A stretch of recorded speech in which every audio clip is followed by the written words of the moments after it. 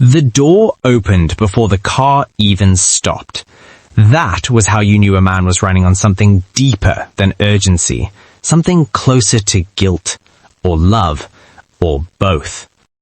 The bodyguards moved first, umbrellas raised, hands out, but he pushed past all of them. Expensive shoes hit the wet pavement and he did not flinch. He did not look at the cameras. He did not acknowledge the crowd that had gathered, phones raised, mouths open. Marcus Hale, the man Forbes had called the most feared name in African business for 3 years running, walked like a man who had rehearsed this moment in his sleep for a decade. The crowd saw where he was going. Not to the ribbon-cutting ceremony across the street, not to the mayor who was standing under a canopy waving awkwardly. He was walking toward the man sitting in the dirt, the blind beggar, the one they had all been laughing at just 40 minutes ago. The gasps started low, then the cameras turned, then the silence fell like a curtain dropping over an entire city block.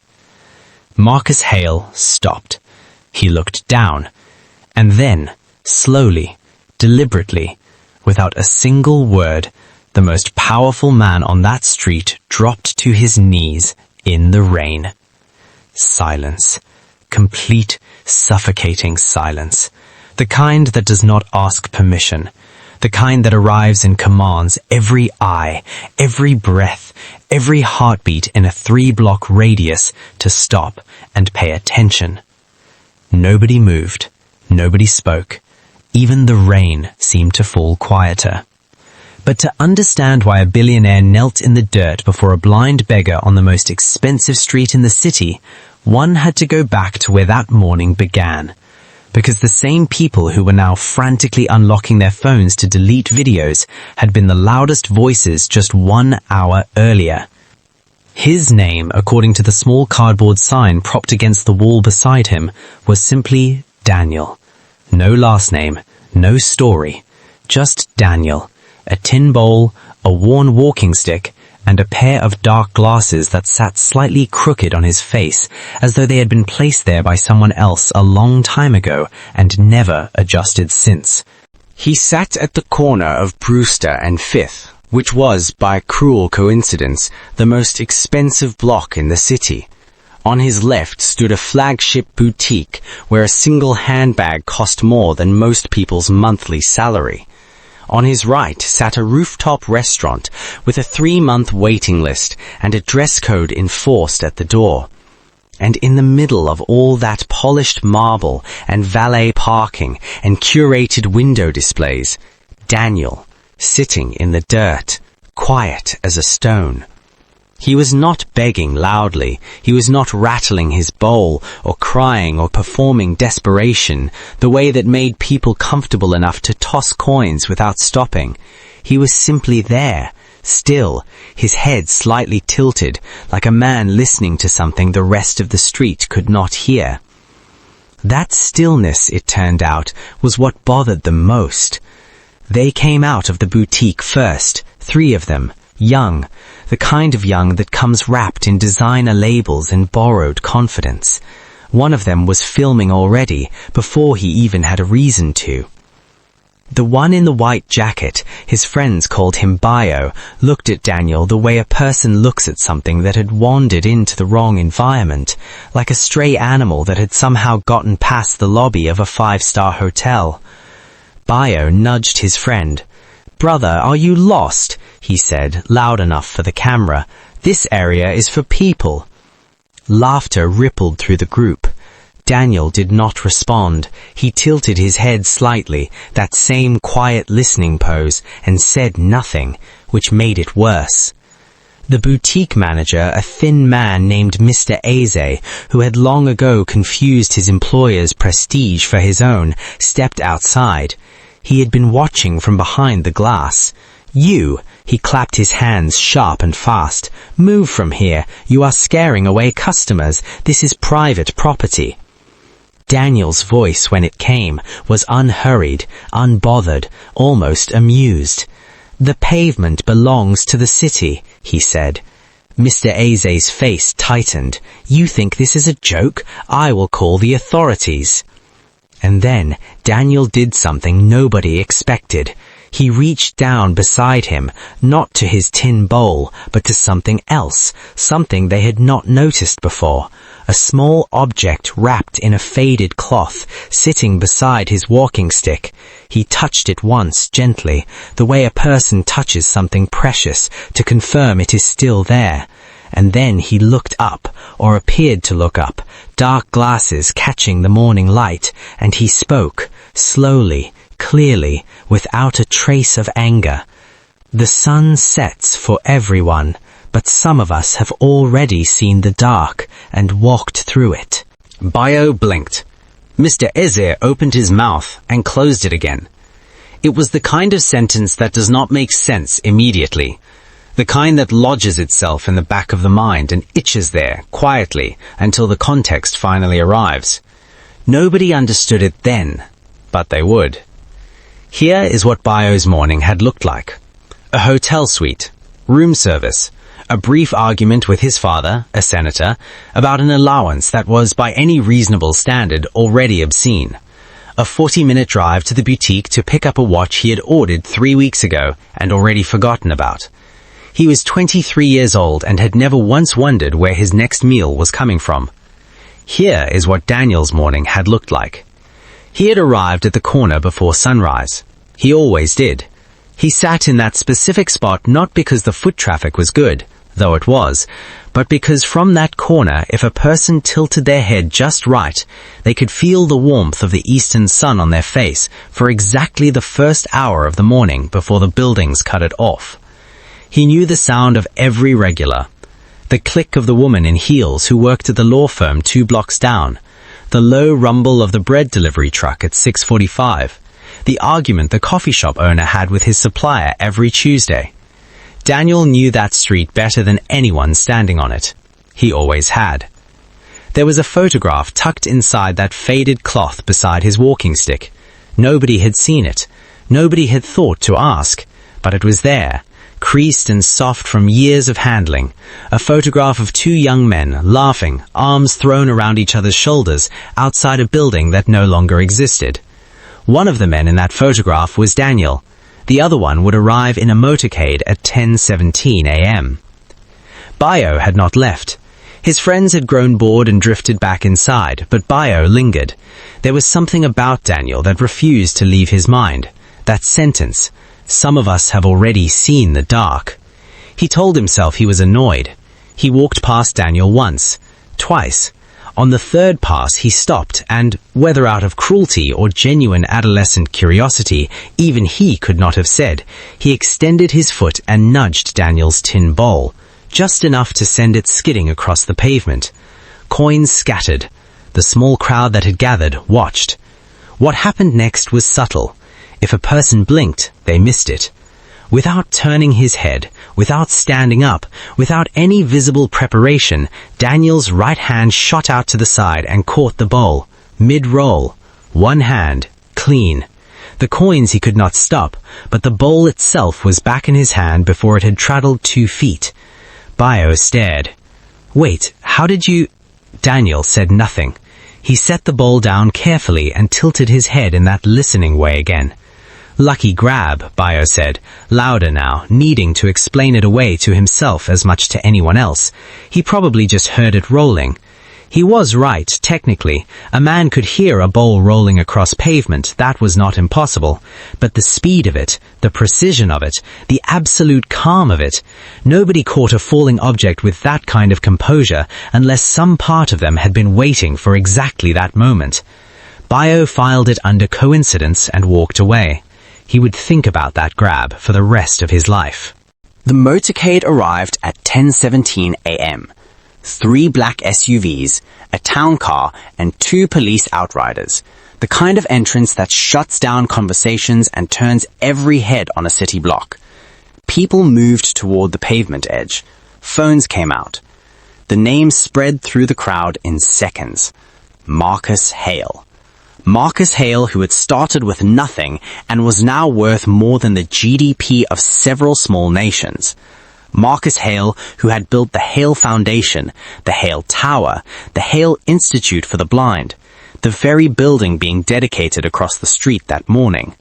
Marcus Hale, who had not given a single interview in 4 years and had refused every honorary degree offered to him because, as he had once said in his last public statement, "I haven't finished earning it yet." He was supposed to be there for the ceremony, a ribbon, a speech, a photograph with the mayor. Mr. Easy straightened his jacket. Bio lowered his phone and attempted to look respectable. The crowd that had gathered around Daniel shifted its energy entirely toward the motorcade. Bio leaned toward Mr. Easy and whispered, "You think he's going to clear the side of the street for the cameras?" Mr. Easy straightened further. "Exactly what I was thinking. Let me help." He turned back toward Daniel, his voice suddenly louder, performative, playing to an audience he assumed would applaud him. "You see, now a real man is coming. Get up. Move. You are embarrassing this street." Bio joined in, performing now, auditioning for approval from a man who had not looked at him once. They believed they were impressing him. That was the last mistake either of them made. The door of the town car opened. Marcus Hale stepped out and did not look at the ceremony, did not look at the mayor. His eyes, the direction of his entire body, swung immediately to the corner of Brewster and Fifth, like a compass that had been waiting years to find north. His footsteps on the wet pavement cut through every other sound on that street. The crowd parted without being asked. Whatever music had been playing somewhere down the block faded into irrelevance. He walked like a man who had been rehearsing this exact walk in his sleep for 10 years. The mayor called after him. Marcus did not stop. The bodyguards moved to flank him. He waved them back with one hand, not breaking stride. Bio and Mr. Easy, still performing their cruelty for an audience that had completely stopped watching them, looked up and understood. Marcus Hale stopped in front of Daniel. He did not speak immediately. He looked at the worn jacket, the crooked glasses, the tin bowl, the walking stick, and then his eyes found the faded cloth beside the stick, and something in his face broke open quietly, like a dam that had held for a decade, finally releasing not in a flood, but in a slow, silent, steady pour. He had recognized the cloth. Bio opened his mouth. Mr. Easy stepped forward with some prepared greeting, a performance ready on his lips. Marcus raised one hand, one quiet, unhurried hand, and both men stopped as though they had walked into glass. He did not look at them. He had not looked at them once. 4 seconds of silence passed over that street like a held breath. And then Marcus Hale bent his knees and knelt in the rain. No music, no announcement, no performance. Just a powerful man in an expensive suit on a wet concrete in front of a blind beggar, and the absolute, unambiguous sincerity of the gesture pressing down on every witness like a weight they had not prepared to carry. Nobody in that crowd spoke. Nobody moved. The cloth. Nobody had asked about it. Nobody had thought it mattered. But inside it, a rusted key, and the photograph. 2 young men, laughing, arms around each other outside a building that no longer existed. That building had been a workshop in a city none of the people on that street had ever visited, in a year that was before Bio had been born. 22 years earlier, Marcus Hale was not Marcus Hale. He was just Marcus, a 20-year-old with no last name worth keeping, no money, and an idea that everyone around him called foolish. He had been sleeping in that workshop for 6 weeks, surviving on whatever Bio brought him each morning without being asked. Bio had been his mentor, his teacher, the man who had looked at a broke, frightened 20-year-old and said, "Your poverty is not your identity, it is only your starting point." Daniel, who had been a respected architect before a fire took his sight, a fire that he had walked into without hesitation to pull 2 children out of a burning school, a fire that he had never once spoken of as a sacrifice, because to Daniel it had simply been the only available option for a man with a functioning conscience. Daniel, who had refused every offer of help Marcus had tried to send over the years, because as a letter Marcus received 7 years ago simply said, "I am not a charity case for your guilt. Build something worthy of what I saw in you. That is how you repay me." And so, Marcus had built the Hale Institute for the Blind, the building being dedicated across the street. He had built it for Daniel. He had simply not been able to find him in time to say so. "I've been looking for you for 10 years, Master," Marcus said, his voice low and cracking quietly at the edges. "Your throne is still waiting." Daniel reached out and placed his hand on Marcus's shoulder, unhurried.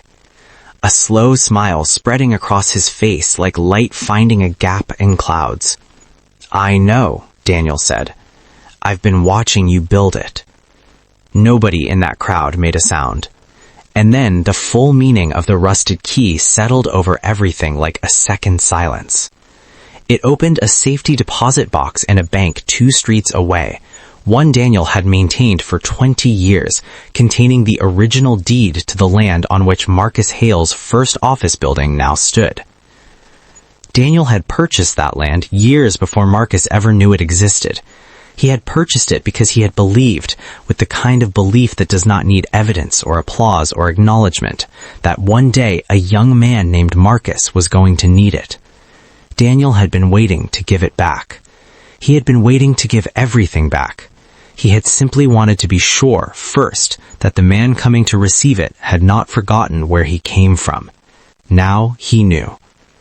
The faces of Bio and Mr. Eze did a particular thing in that moment that faces do when the entire architecture of a person's assumptions collapses at once. They went very, very still. Bio looked down at his phone.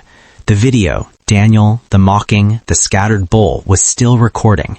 He stopped it, stared at the thumbnail on the screen, then looked back up at Marcus Hale helping Daniel slowly to his feet, and understood with a clarity that would quietly reshape the rest of his life exactly what kind of person he had been that morning.